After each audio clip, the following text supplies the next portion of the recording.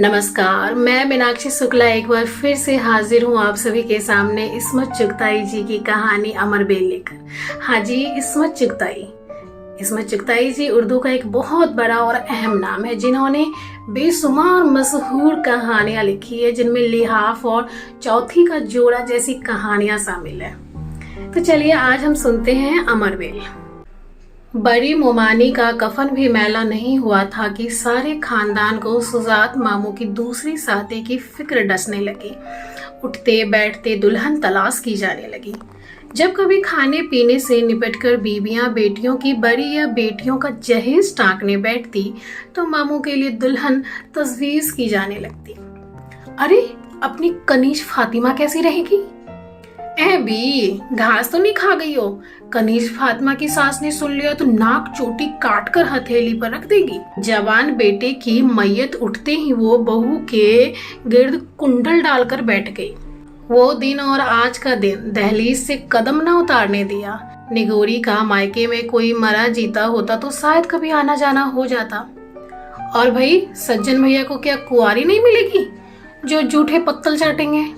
लोग बेटियां थाल में सजा के देने को तैयार हैं। 40 के तो लगते भी नहीं। असगरी खानम बोली। ओए खुदा खैर करे बुआ, पूरे 10 साल निकल रही हो। अल्लाह रखे खाली के महीने में पूरे 50 भर के। अल्लाह। बेचारी इम्तियाजी फुफ्फू बोल के पछताई। सुजात मामू की 5 बहनें एक तरफ और वो निगोरी एक तरफ, और माशाल्लाह 5 बहनों की जवानी बस कंधों पर पड़ी थी, ये गजगज भर की। कोई मुचैटा हो जाता बस 5 एकदम मोर्चा बांध के डट जाती। फिर मजाल है जो कोई मुगलानी पठानी तक मैदान में टिक जाए। बेचारी सेखानियों सैदानियों की तो बात ही न पूछिए, बड़ी बड़ी दिल गुर्दे वालियों के छक्के छूट जाते। मगर इम्तियाजी फुफ्फो भी इन 5 पांडवों पर 100 कौरवों से भारी पड़ती। उनका सबसे खतरनाक हरबा उनकी चिनचिनाती हुई बरमे की नोक जैसी आवाज थी। बोलना जो शुरू करती तो ऐसा लगता जैसे मशीन गन की गोलियां एक कान से घुसती हैं और दूसरे कान से जन से निकल जाती हैं। जैसे ही उनकी किसी से तकरार होती, सारे महल्ले में तुरंत खबर दौड़ जाती कि भाई इम्तियाजी बुआ की किसी से चल पड़ी, और बीबियां कोठे लांगती छज्जे फलांगती दंगल की जानिब हल्ला बोल देती। इम्तियाजी फुफ्फो की 5 बहनों ने वो टांग ली कि गरीब नक्कू बन गई उनकी संजली बेटी गौरी खानम अब तक कुंवारी धरी थी। 36वां साल छाती पर सवार था, मगर कहीं नसीब बनने के आसार नजर नहीं आ रहे थे। कुंवारे मिलते नहीं, ब्याहे रंडवे नहीं होते। पहले जमाने में तो हर मर्द 3-4 को ठिकाने लगा देता था, मगर जब से ये अस्पताल और डॉक्टर पैदा हुए हैं, बीवियों ने मरने की कसम खा ली है। जिसे देखो आकिबत के बोरिये समेटने पर तुली हुई है।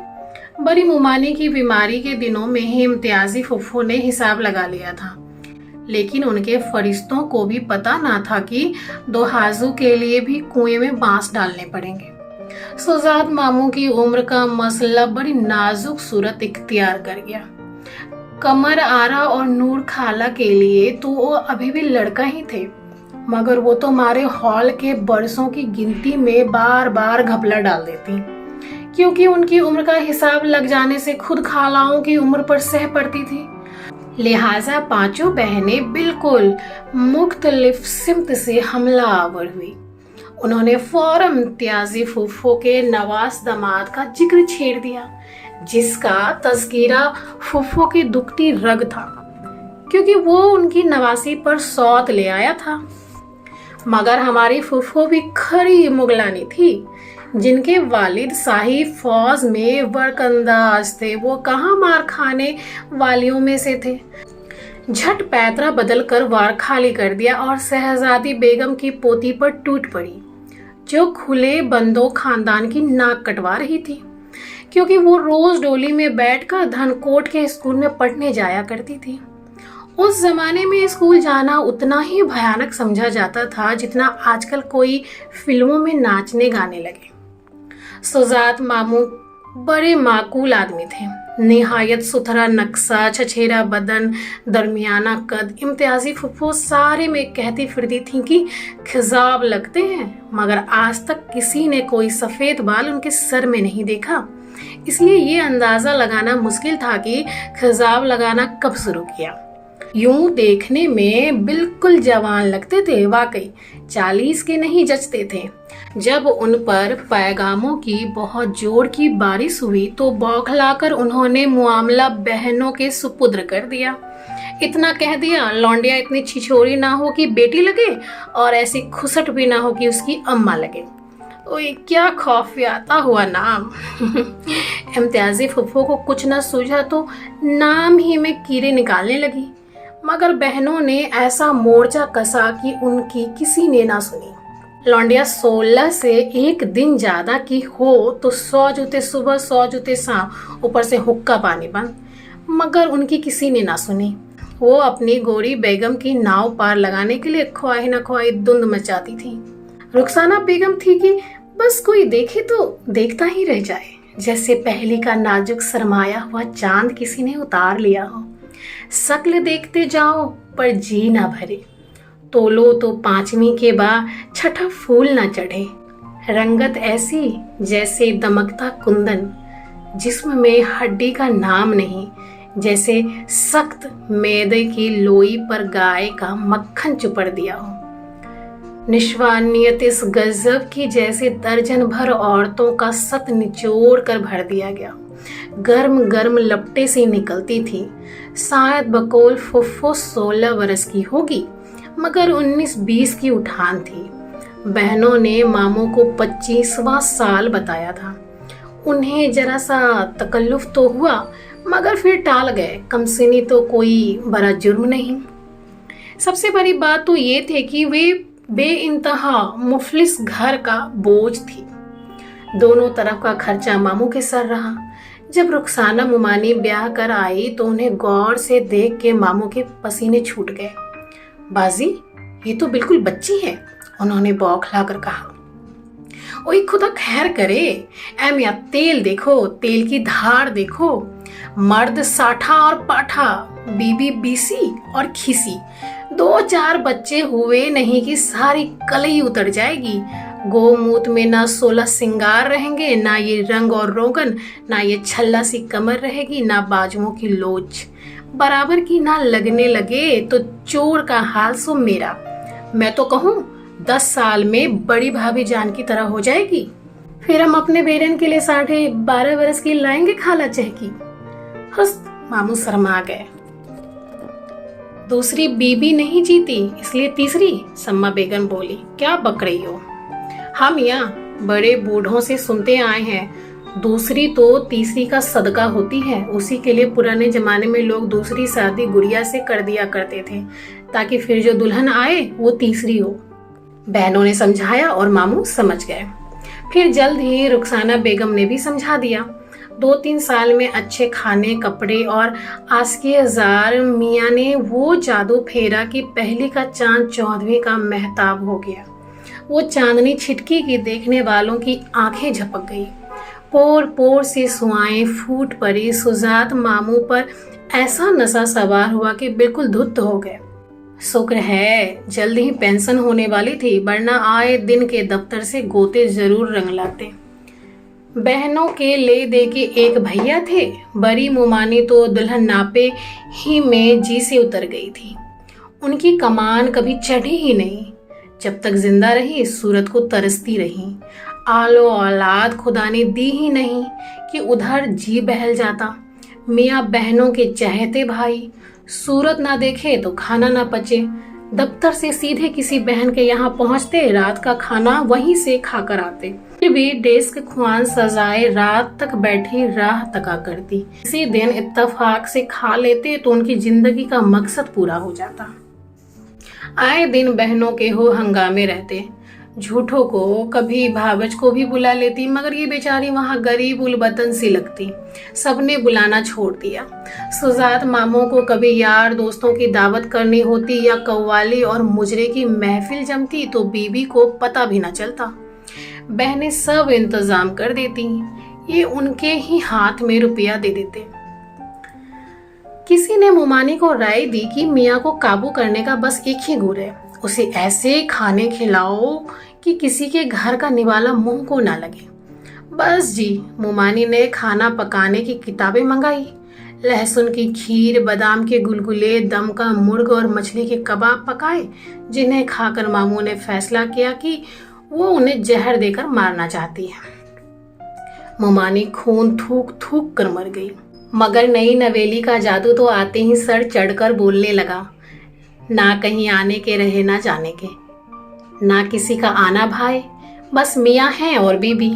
क्या बागो बहार सा भाई चुटकी बजाते में खुर्रे की तरह बेरहम और बेमुरब्बत हो गया। दुनिया उजार हो गई। अपने पाँव आप कुल्हाड़ी मारी। गौरी बेगम से शादी करा दी होती तो यूं भैया साहब अलकत ना हो जाते। ए भाभी, भैया को आंचल में कब तक बांधे रखोगी?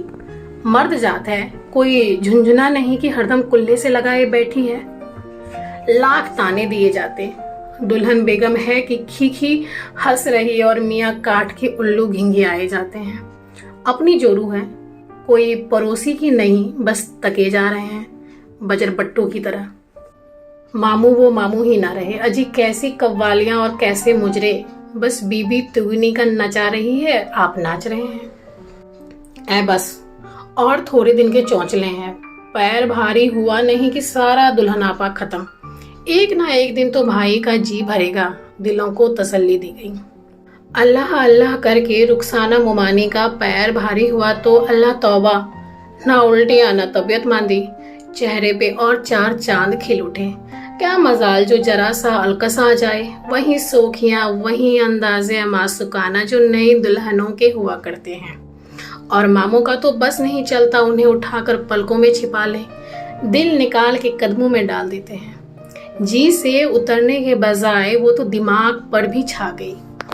पूरे दिनों में भी रुखसाना मोमानी के हुस्न को गहर न लगा। जिस्म फैल गया मगर चांद दमकता रहा। ना पैरों पर सूजन, ना आंखों के गिर्द हल्के, ना चलने फिरने में कोई तकलीफ। जापे के बाद चट से खड़ी हो गई। क्या मजाल जो कमर बराबर भी मोटी हुई हो। वहीं कुंवारियों जैसा लचकदार जिस्म। भली बीबी के जापे में बाल झड़ जाते हैं, उनके वो अदबदा के बढ़े कि खुद सर धोना दुश्वार हो गया। हाँ, बीबी के बदले जरा मामू झटक गए, जैसे बच्चा उन्होंने ही पैदा किया हो। थोड़ी सी तोंद ढलक आई, गालों में लंबी लंबी कांसें गहरी हो गई, बाल पहले से ज्यादा सफेद हो गए। अगर दाढ़ी ना बनी होती तो गालों पर चींटियों के सफेद सफेद अंडे फूट आते। जब 2 साल बाद बेटी हुई तो मामू की तोंद और आगे खिसक आई। आंखों के नीचे खाल लटकने लगी। निचली दाढ़ का दर्द काबू से बाहर हो गया तो मजबूरन निकलवाना पड़ा। एक ईंट खिसकी तो सारी इमारत की चूलें ढीली हो गई। उन दिनों मोमानी की अक्ल दाढ़ निकल रही थी। सुजात मामू की 32 असली दांतों से ज्यादा हसीन थी। उम्र का इल्जाम नजले के सर गया। इम्तियाजी फुफ्फू के हिसाब से रुखसाना मोमानी 26 बरस की थी, जो अब वो कभी बच्चों के साथ धमा चौकड़ी मचाने के मूड में आ जाती तो 16 बरस की लगने लगती। कई साल से उम्र का बढ़ना रुक गया था। ऐसा मालूम होता था उनकी उम्र अरियल टट्टू की तरह एक जगह जम गई है और आगे खिसकने का नाम ही नहीं लेती। नंदों के दिल पर आरे चलते हैं। वैसे भी जब अपने हाथ पैर थकने लगे तो नौजवानों की सोखियां मुंहजोर घोड़े की दुलत्ती की तरह कलेजे में लगती हैं। और मोमानी तो साफ अमानत में खयानत कर रही थी। सराफत और भल मनसाहत का तो ये तकाजा था कि वो सोहर को अपना खुदा मजाजी समझती, अच्छे बुरे में उनका साथ देती। ये नहीं कि वो थके मांदे बैठे हैं और बेगम बेतहासा मुर्गियों के पीछे दौड़ रही हैं। अरे भाभी, तुम पर खुदा की सुअर न सर की खबर है न पैर की, हुड़दंगी बनी मुर्गियां खदेड़ रही हो। ऐ तो क्या करूं खाला, मुई बिल्ली। उई लो और सुनो, ए बी, मैं तुम्हारी खाला कब से हो गई। सुजान भाई मुझसे 4 साल बड़े हैं माशाल्लाह। बड़ा भाई बाप बराबर। तुम भी मेरी बड़ी हो। खबरदार जो तुमने मुझे फिर खाला कहा। जी बहुत अच्छा। शादी से पहले रुखसाना मोमानी की अम्मा उनकी दुपट्टा बदल बहन कहलाती थी। वहीं हुस्न और कमसिनी जिसने एक दिन सुजात मामू को गुलाम बना लिया था, अब उनकी आंखों में खटकने लगी। लंगड़ा बच्चा जब दूसरे बच्चों के साथ नहीं दौड़ पाता तो चढ़कर मचल जाता है कि तुम बेईमानी कर रहे हो। मोमानी उनके साथ दगा कर रही थी। कभी कभी तो उन्हें लड़कियों बालियों की तरह हंसता था या दौड़ते भागते देखकर उनके दिल में टीसी उठने लगती, वो जलकर कोयला हो जाती। लौंडों को लुभाने के लिए क्या तन तन के चलती हो? वो जहर उगलने लगे। हाँ, अब कोई जबान पट्टा ढूंढ लो। मोमानी पहले तो हंसकर टाल देती, फिर झेप कर गुलनार हो जाती। इस पर मामू और भी चरकपा होते और भारी भारी इल्जाम लगाते। फलाना से आंखें लड़ा रही थी, ढिमाके से तुम्हारा ताल्लुक है। तब मोमानी सन्नाटे में रह जाती। मोटे मोटे आंसू छलक उठते। अलगनी से दुपट्टा घसीट कर वो अपना जिस्म ढककर सर झुकाए कमरे में चली जाती। मामू का कलेजा कट जाता। उनके पैरों तले से जमीन खिसक जाती। वो उनके तलवे चूमते, उनके कदमों में सर फोड़ते, उनके आगे नाक रगड़ते, रोने लगते।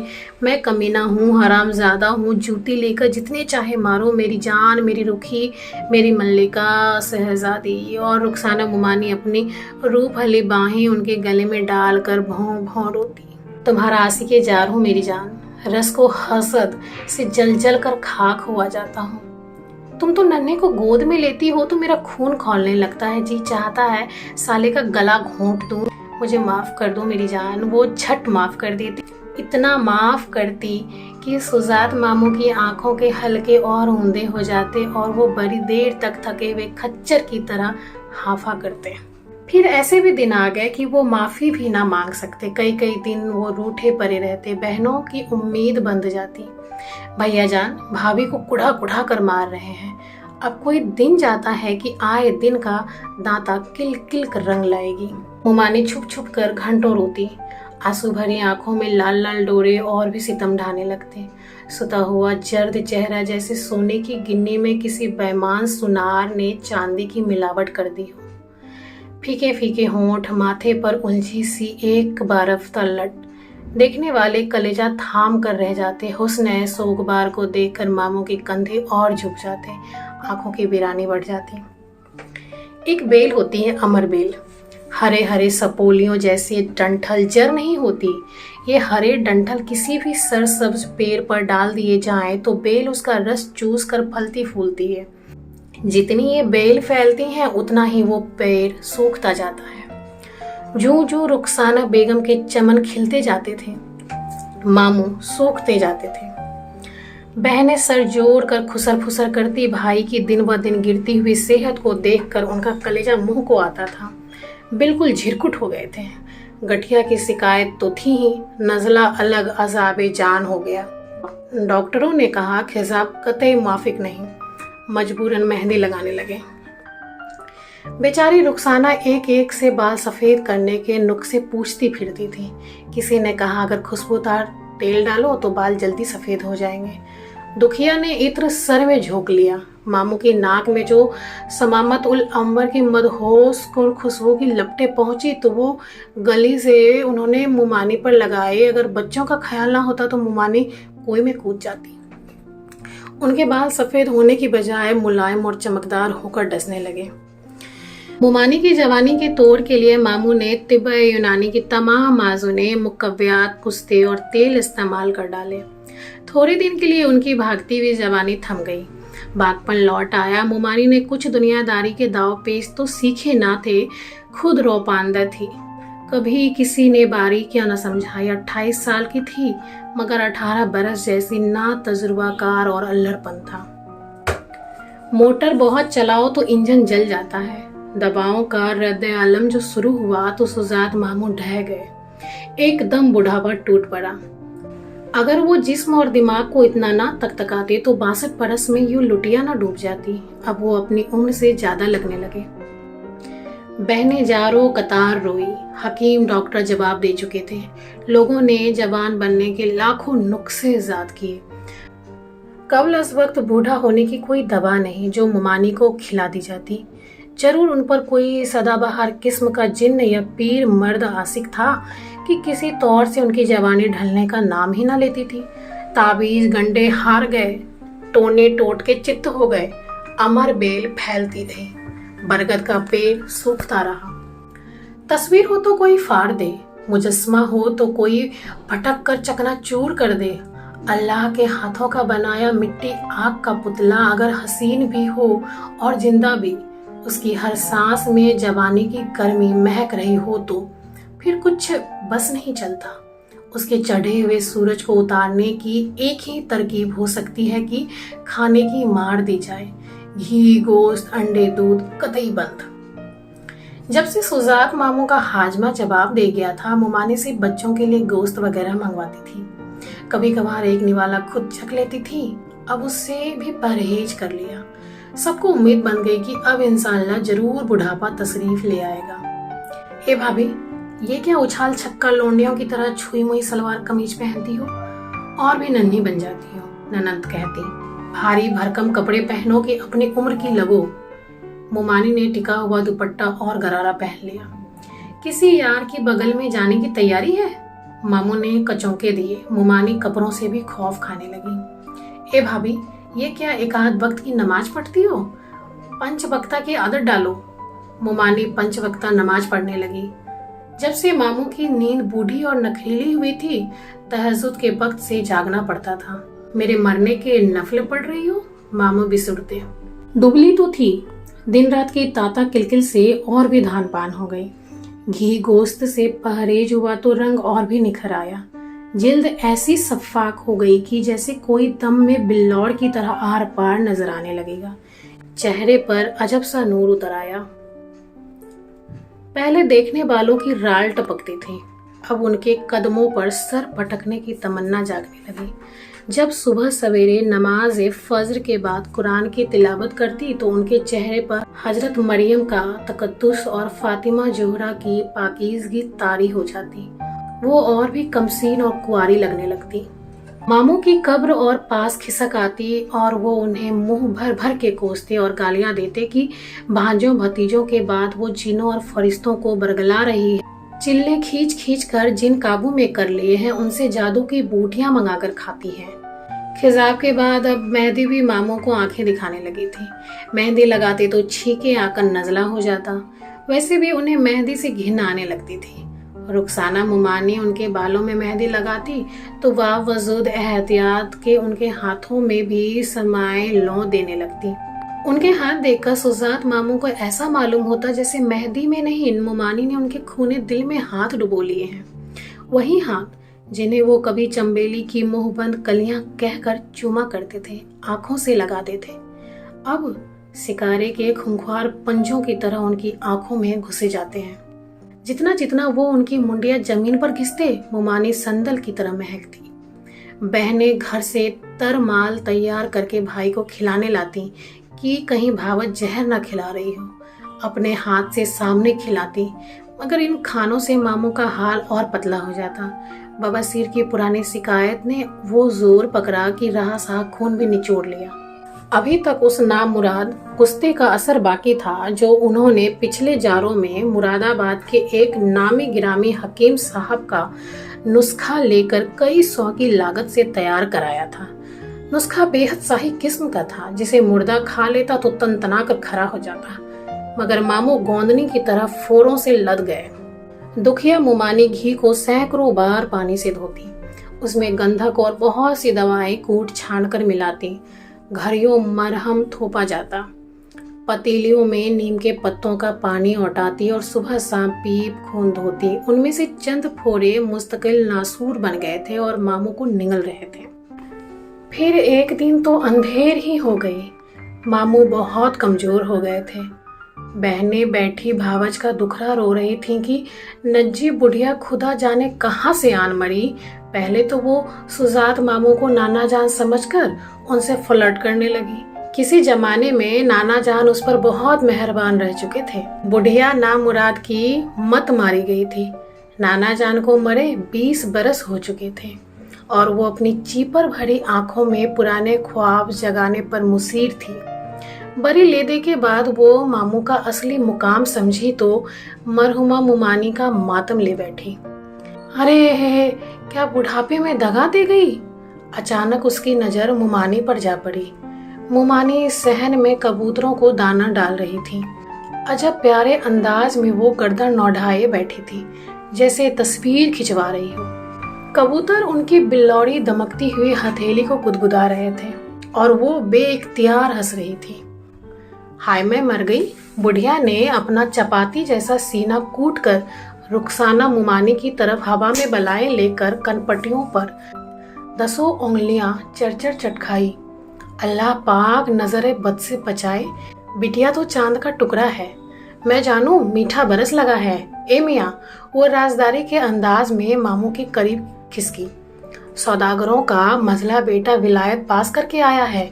अल्लाह कसम बस चांद और सूरज की जोड़ी रहेगी। किसी जमाने में बुढ़िया बड़ी मार्के की मसाता थी। अब उसका बाजार बंद हो चुका था। चौड़ा सफेद हुआ, हाथ पैर से माजूर हुई तो टुकड़े मांगकर गुजर औकात करने लगी थी। थोड़ी देर तक तो किसी की समझ में ही नहीं आया कि बुढ़िया मुद्दा क्या बक रही है। सौदागरों का मझला बेटा जो विलायत पास था सबकी निगाहों में था। किसी को सुबह भी नहीं हुआ कि नासुदनी कुत्ता रुखसाना मुमानी का रिश्ता लगाने की ताक में है। इमाम हुसैन की कसम मियाँ, मैं तो कंगनों की जोड़ी लूंगी, बात छीरूं। बात जो वजह हुई और पानी मरा तो भीड़ों का छत्ता छिड़ गया। चारों तरफ से तोपे दगने लगी। मुझ जन्म पीटी को क्या खबर। बुढ़िया स्लीपर पहनती रपटी बाहर की तरफ चलते चलते उसने मामू की पिटी हुई सूरत पर एक मुस्तवा नजर डाली। मुंह पर तो साफ कुंवारपन बरस रहा है। उस दिन सुजात मामू ने कुरान उठाकर सबके सामने कह दिया कि ये दोनों बच्चे उनके नहीं, अड़ोस पड़ोस की मेहरबानियों का फल है जिनसे रुखसाना बेगम ताक झाक किया करती है। उस रात वे रोते रहे, कराहते रहे, अंगारों पर लौटते रहे। उस रात उन्हें बड़ी मुमानी बहुत याद आई। उनके बाल कब्ल अज़ वक्त पक गए थे। उनकी जवानी, उनका दुल्हनापा आंसू में बह गया। नेकी और पारसाई का मुजस्समा, वफा की पुतली, उनके हिस्से का बुढ़ापा भी उन्होंने अपने वजूद में समेट लिया और शरीफ बीबियों की तरह जन्नत को सिधारी। आज वो होती तो ये दर्द, ये साजिश, ये सफ़ेद जड़ों वाले मेहंदी लगे बाल, ये रिश्ते नासूर, ये तन्हाई बट जाती। फिर बुढ़ापा यूं ना दहलाता। दोनों साथ बूढ़े होते, एक दूसरे के दुख को समझते, सहारा देते। अमरबेल दिन दूनी रात चौगनी फैलती रही। बड़के पैर का तना खोखला हो गया। टहनियाँ झूल गई, पत्ते झड़ गए, बेल पास के दूसरे हरे भरे पेड़ पर रेंग गई। कैसा जासूज समा था। सुजात मामू की मैयत सहन में बनी सवरी रखी हुई थी। बहनें खरी खरी पछारे खा रही थी। मामू ने अपनी सारी जायदाद बहनों के नाम हेवा कर दी थी। रुखसाना मुमानी सबसे अलग थलग दर से लगी बैठी थी। कहने वाले कहते हैं कि इतनी हसीन और सोगवार बेवा जिंदगी में कभी नहीं देखी। सफेद कपड़े में वो अजीब पुर असरार ख्वाब लग रही थी। रो रो कर आंखें मखमूर और बोझल हो गई थी। जर्द चेहरा पुखराज के नगीने की तरह दमक रहा था। पुरसे को आने वाले सब कुछ भूल कर बस उन्हें तकते रह जाते। उन्हें मरहूम की खुश नसीबी पर रस्क आ रहा था। मुमानी पर बेपनाह बेबसी और अफसरदगी छाई हुई थी। खौफ और सरासीमगी से उनका चेहरा और भी भोला लग रहा था। दोनों बच्चे उनके पहलू से लगे बैठे थे। वो उनकी बड़ी बहन लग रही थी। वो गुमसुम बैठी थी, जैसे कुदरत के सबसे मस्साक फनकार ने अपने बेमिसल कलम से कोई शाहकार बनाकर सजा दिया हो।